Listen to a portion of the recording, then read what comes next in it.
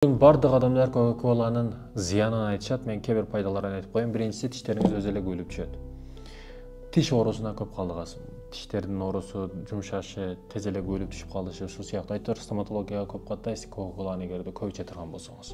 Ал эми экинчиси, ашказан оорулары эконом болот да. Неге эконом болот? Акча эконом болот. Себеби 3/1 продуктага, тамак ашка кетип калат да, бүгүн адамдардын акчасы, тапкан акчасы, зарплатасы. Ал эми сиздике эконом болот. Неге? Себеби сизге жакшыраак аппетит дагы болбойт Кока-Коланы көп ичкениңиздин натыйжасында.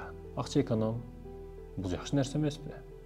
Бул дегени көп ич деген эмес, тыйыл дегени. Ал эми үчүнчүсү, мээримдүү болуп калат чөйрөдөгү адамдар.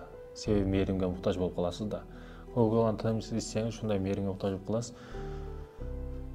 Сөөктөр бошошуу, сөөк ооруларына көп калдыгасыз.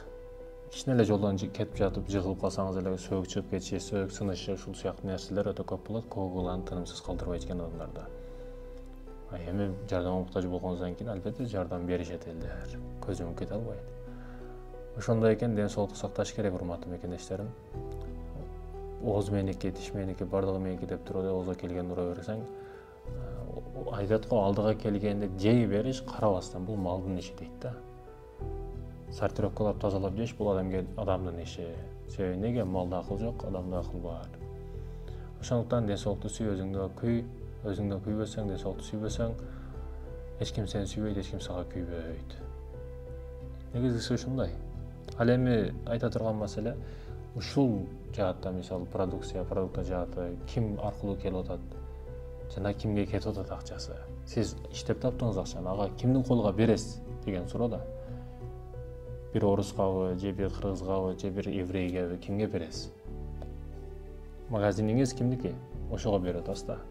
Алып аткан продуктыңыз кимдики? Ошого берип атасыз да акчаны. Ишене тердеп, чындап кыйналып тапкан акчаны өзүңүздүн мусулман бир тууганга берсеңиз, ошол адалынан иштеткенди билет, адал нерсени колдонот, адал нерсени алат. Бир мусулман тарбияланат ошонун акчасына. Ал жерге еврейге берсеңиз, еврей тарбияланат да. Ошондуктан кимге берип атасыз, кайсы магазинге кирип атасыз, бул нерселерди карап коюш керек, урматтуу мекендешим.